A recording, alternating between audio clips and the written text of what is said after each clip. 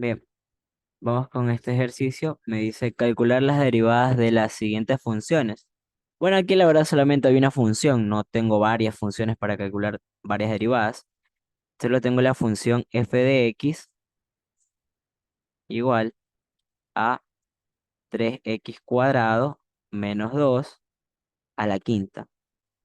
Entonces, cuando yo quiera calcular la derivada de una función compuesta, es decir, una función dentro de otra, que hay una función dentro de otra función, ¿sí se pueden dar cuenta?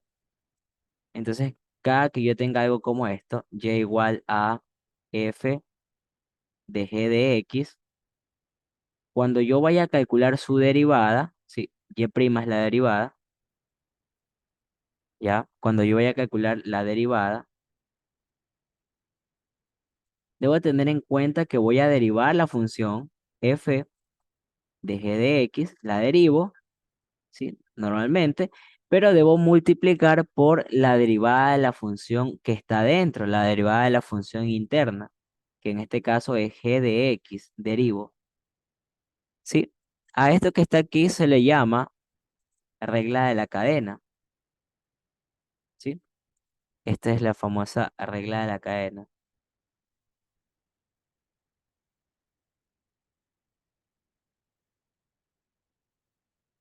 Ya, esta es la regla de la cadena. Entonces, si nosotros queremos aplicar eso a esta derivada, ¿sí? ¿Cómo sería la función f' de x, la derivada? Primero, ya sabemos que el 5 vas a multiplicar, ¿sí? Y a todo esto se le resta uno al exponente, o sea, el 5 baja a ser 4, ¿no? Ahí hemos derivado la función externa, o sea, esto de aquí. Pero ahora vamos a multiplicar por la derivada de la función interna, o sea, de lo que está dentro. O sea, vamos a multiplicar por la derivada de 3x cuadrado menos 2. Eso le ponemos aquí el símbolo prima, que es la derivada. Ahora, la función derivada, ¿sí? F' de x va a quedar como 5 por todo esto, 3x al cuadrado menos 2 a la cuarta. Tengan cuidado, este 5 no puedo multiplicarlo aquí porque tiene potencia 4, ¿no? Entonces no puedo multiplicar ese 5 todavía. Entonces por acá veamos cómo queda la derivada de esto. La derivada de 3x cuadrado, así mismo, el 2 vas a multiplicar, 2 por 3, 6, y luego se le resta 1 al exponente, 2 menos 1 queda 1. Y la derivada de 2 vale 0, por lo tanto ya no coloco nada más, me quedaría así, ¿no? Ahora, si lo ordeno un poquito, este 5 sí puede multiplicar a este 6x, porque este tiene potencia 1, ¿no? Entonces sí puede multiplicar. Entonces quedaría 5 por 6x, y por acá 3x cuadrado menos 2 y a la cuarta, ¿no? Entonces, ¿cómo quedaría finalmente la derivada si ya lo multiplico? 5 por 6 quedaría 30, 30x por 3x cuadrado menos 2 a la cuarta, ¿no? Y bien, esa sería la derivada de la función. Así quedaría. Y como pueden ver, parece que sí, la respuesta correcta es el literal B. Aquí está, ¿no? Sí, aplicando qué cosa, regla de la cadena, chicos. Preguntas hasta aquí.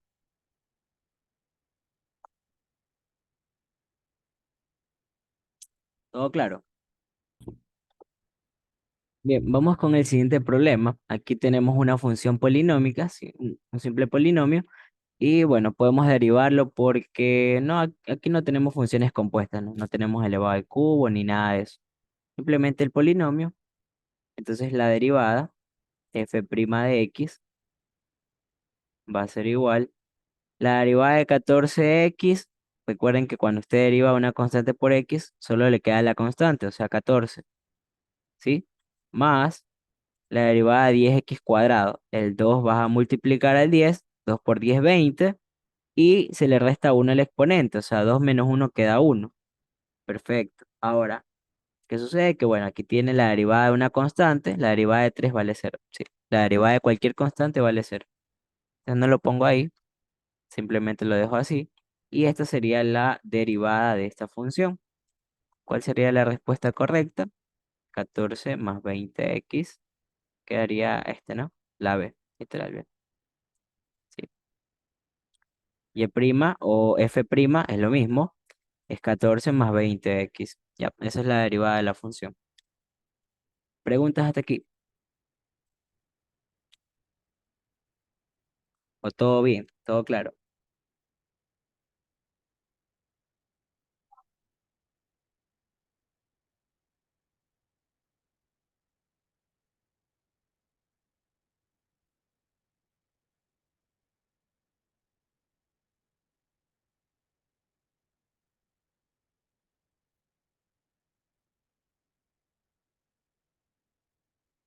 Bien, todo claro. Entonces continuamos, ¿ya?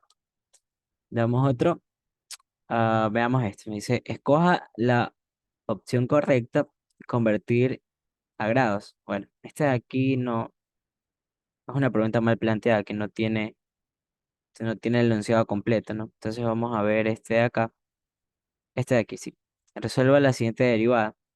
Ahora, recuerda usted que una función cuando depende de x, ¿sí? Cuando depende de x, ya tenemos en claro que esta es la variable independiente, ¿no? X. Entonces, esa es la variable como tal. Entonces, cuando usted vaya a derivar, usted puede notar que aquí hay varios términos que acompañan a la X. Por ejemplo, los términos que acompañan a la X son 25 b por c. Entonces, todo eso es una constante. Y cuando usted tiene la derivada de una constante por X, simplemente le queda la constante, o sea, 25 b por c. Y ya está. Simplemente la X se va porque estás derivando.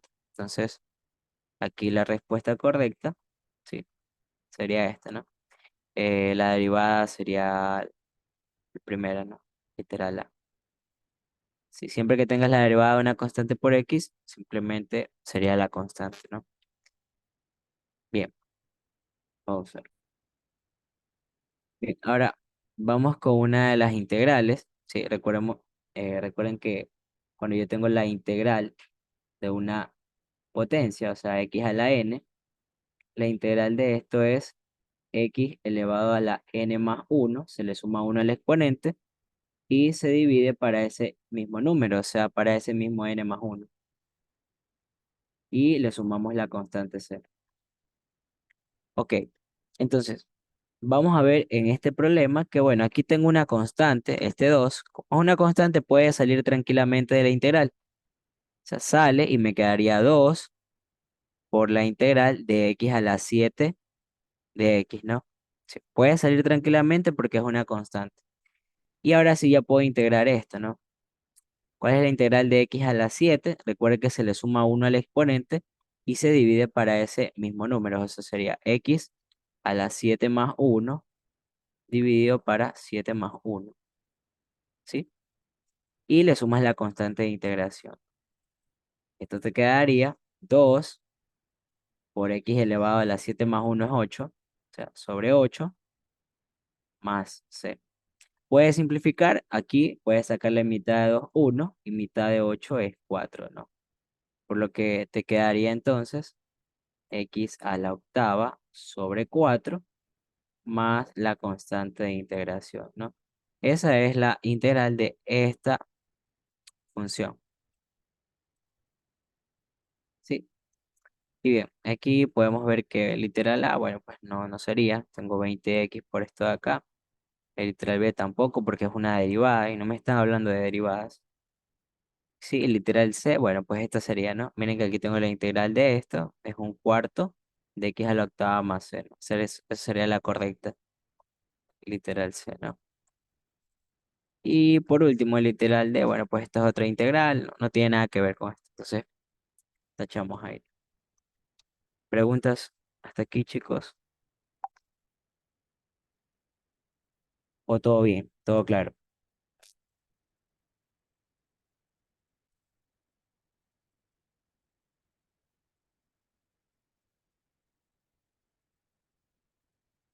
Muy bien, perfecto.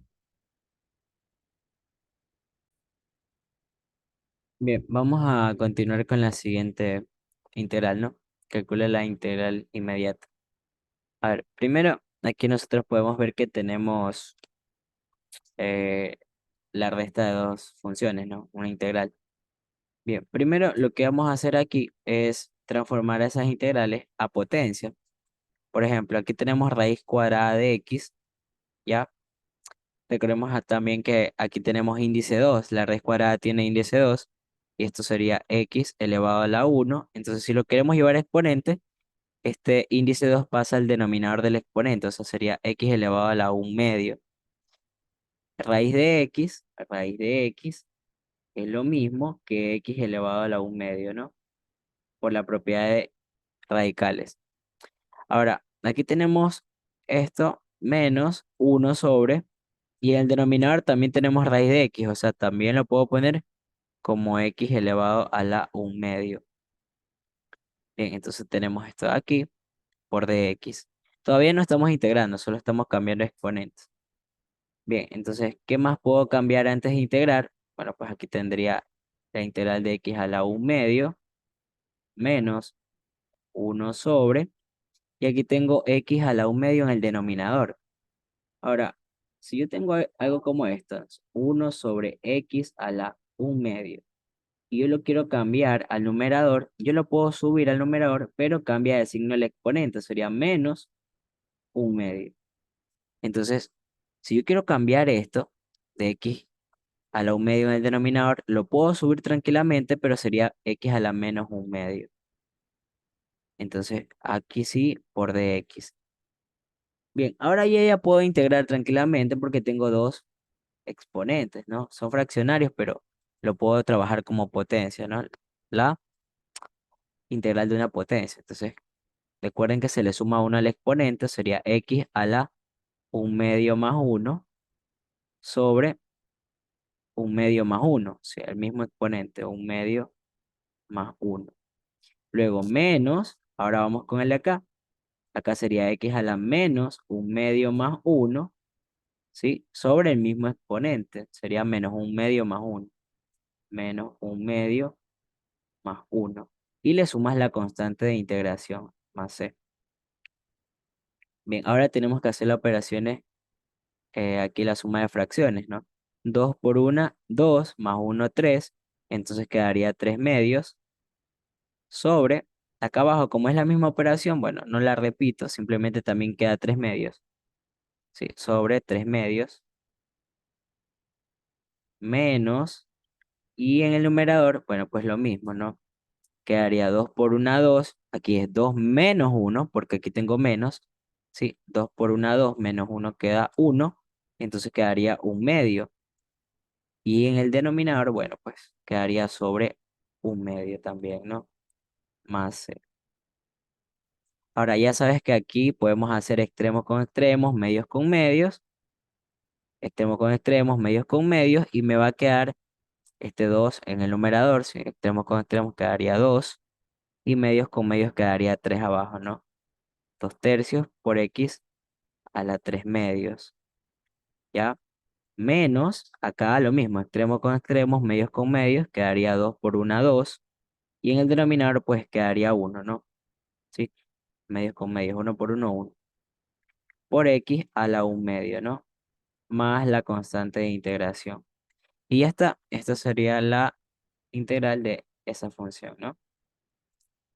Veamos las opciones de respuesta. Literal A, x a la cuarta, no, nada. El segundo dice 2 tercios de x a la 3 medios menos 2 por x a la 1 medios más. Esta sería la correcta, ¿sí?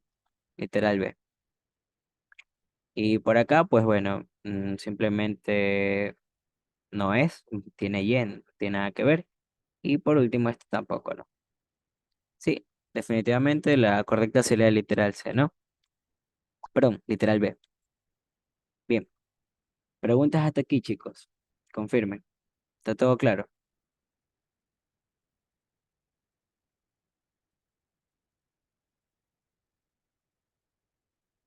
Sí, seguimos.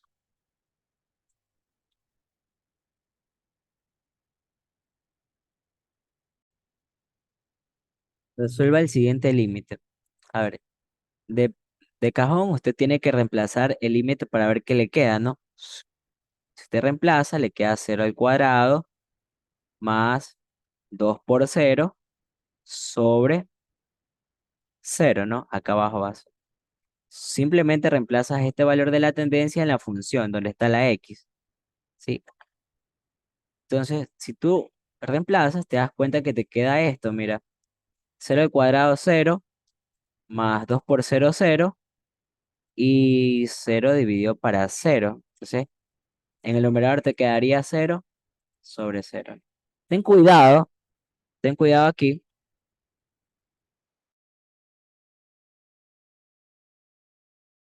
Ten cuidado aquí porque 0 sobre 0 no es 0 por si acaso, ¿no? Ten cuidado, 0 sobre 0 es una indeterminación,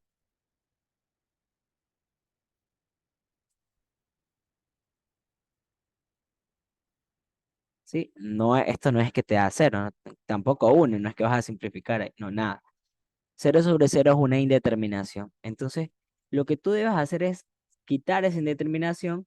Para este tipo de límites siempre se resuelve factorizando, ¿no? Entonces, tú copias el límite cuando x tiende a 0 de x cuadrado más 2x sobre x, ¿no? Ahí tienes la función. Entonces, mira de qué forma puedes factorizar. Obviamente abajo no puedes factorizar nada porque solo tienes un término, o sea, x. En el numerador, ¿puedes factorizar algo? ¿Sí o no? Muy bien, tiene factor común. Puedo sacar factor común x arriba y me va a quedar factor común x, ¿ya? A ver, para que me quede x cuadrado me falta x más, y para que me quede 2x me falta el 2, ¿no? Perfecto. Ahí ya está factorizado. Todo eso dividido para x. Ahora ya puedes ver que como está multiplicando, tú puedes simplificar, ¿no? X se va con x y te queda el límite cuando x tiende a 0 de x más 2. Ahora ya reemplazas el 0 de nuevo en la función y te quedaría 0 más 2, ¿no? Y 0 más 2 es 2, ¿no? Perfecto. Ese es el resultado del límite. Ahora ten en cuenta que aquí está el 2 y aquí dice que el inciso C es 2. Entonces, al marcar, ten cuidado porque aquí hay como una trampita, ¿no? Entonces, tú al marcar debes marcar el que tiene el inciso C. ¿Y quién es el que tiene el inciso C? Este, ¿no? El B. O sea, es como contradictorio, ¿no? Así que ten cuidado, no vas a marcar el de acá C porque este dice que es el A. O sea, es como una trampa, no sé. Pero aquí lo voy a poner que, bueno, este es el C, ¿no? Este es el C, ten cuidado ahí. Bien, preguntas hasta aquí, chicos.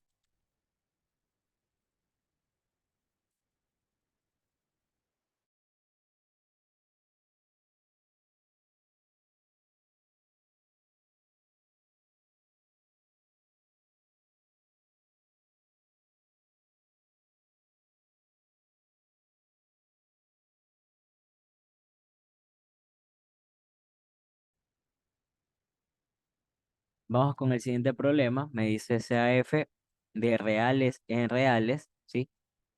Tal que f de x, o sea, la función f de x es igual a x más 5 sobre 3x menos 2. 3x menos 2.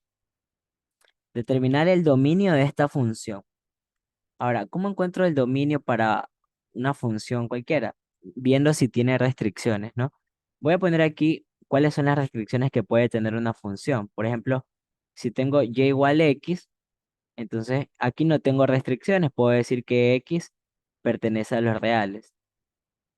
En el segundo, en el que tengo, por ejemplo, y igual a 1 sobre x, aquí sí tengo restricciones. Yo tengo que decir que el denominador, o sea que x, debe ser diferente de 0. O sea, el denominador no puede ser 0. El tercer caso es cuando yo tengo una raíz, ¿sí? Una raíz con índice par. Entonces, cuando tengo una raíz, yo sé que lo que está aquí adentro debe ser mayor a 0. ¿Puede ser 0? Sí, puede ser 0, entonces debe ser mayor o igual a 0. Negativos no pueden ingresar aquí porque en los números reales no hay raíces de números negativos, por eso. Ese es el tercer caso. Y cuarto caso es cuando tengo y igual a 1 sobre raíz de x. Aquí es lo mismo, ¿sí? X debe ser positivo, pero no puede ser el cero porque está en el denominador, ¿ya? Entonces, esto prácticamente son los casos. Hay otro de logaritmo, pero eso no lo vamos a usar. Ahora, si tú te das cuenta aquí, tienes la función de esta manera. Aquí arriba no hay restricciones, arriba puede ser cualquier número, como aquí. Pero aquí en el denominador sí hay restricciones. Miren, aquí abajo sí hay problema. Estamos en este caso.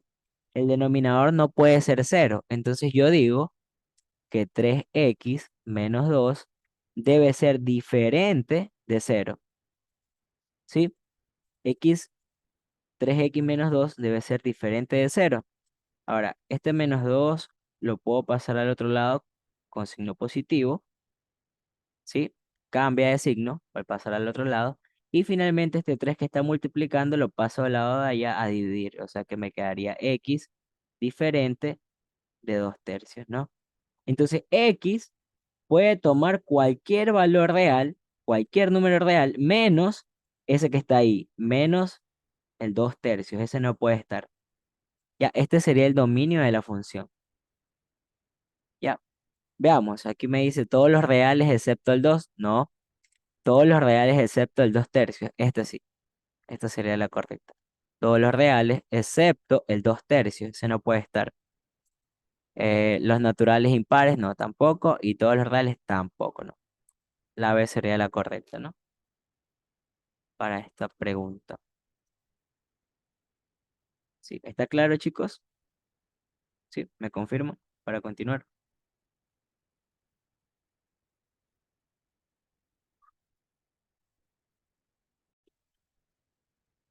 Bien, el siguiente problema me dice transforme el siguiente vector en un vector unitario con el mismo sentido y la misma dirección. Ya. Ahora, ¿cómo se define un vector unitario?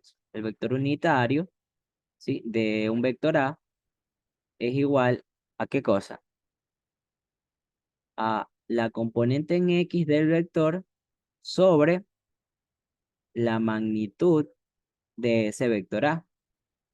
O sea, así sería. La componente en X sobre la magnitud del vector, coma, la componente en Y sobre la magnitud del vector. Entonces, yo debo tener el vector y también debo hallar su magnitud. Ese es el vector unitario de A. Es un vector que tiene magnitud 1. ¿Sí? Ahora, yo debo tener las componentes y también la magnitud. Pero yo, ¿cómo encuentro la magnitud? ¿Sí? La magnitud de A. Digamos que este vector A asimismo tiene componente X y Y, ¿no? Sí, este vector es un vector A que tiene componentes X y Y, o sea, es AX, AY. Es el vector A. Entonces, la magnitud es nada más que hacer teorema de Pitágoras y es la raíz cuadrada de la suma de las componentes al cuadrado, o sea, de X al cuadrado más AY al cuadrado. Entonces, con esto tú encuentras ¿qué cosa? La magnitud. Por lo tanto, bueno, aquí nosotros tenemos el vector B, que es 5,12. Entonces, ya tenemos las componentes X y Y. Sí, esta es la componente X y Y. ¿Podemos encontrar la magnitud del vector? Claro, podemos encontrar la magnitud del vector aplicando Pitágoras. La raíz cuadrada de 5 al cuadrado, ¿sí? Más 12 al cuadrado. Entonces, ahí tenemos que calcular cuánto me da esto, ¿no? Esto es la raíz cuadrada, 5 al cuadrado es 25, más 12 al cuadrado es 144, ¿no? 144. Ya, y 144 más 25 da 169, entonces queda raíz de 169. ¿Y raíz de 169 cuánto es? Exacto, es 12 más 1, ¿sí o no? Entonces, esa es la magnitud. Ahora, si ya quiero encontrar el unitario del vector B, recuerda que es las componentes sobre la magnitud. La componente sobre la magnitud. Entonces, ¿tiene las componentes? Claro, ahí están las componentes. Son 5 y 2, ¿no? Perdón, 5 y 12. 5 y 12, ¿ya? Y la magnitud es 12 más uno, ¿no? Entonces quedaría así. Ese es el vector unitario, ya está. Entonces la correcta, ¿cuál sería la correcta? A ver, este está mal, este está bien, está mal, y este está mal. Sí, la C sería la correcta, pero una vez más ten cuidado, ¿no? A pesar de que aquí dice que es la C, acá tú debes encontrar cuál tiene la C. La C es el literal A. Sí, ten cuidado con eso. No sé, creo que es como una trampa que les ponen. Entonces el A es el seno. Sí, les voy a poner aquí este color para que lo identifiquen. Ya, perfecto, ¿no? Ninguna de estas otras sería la correcta.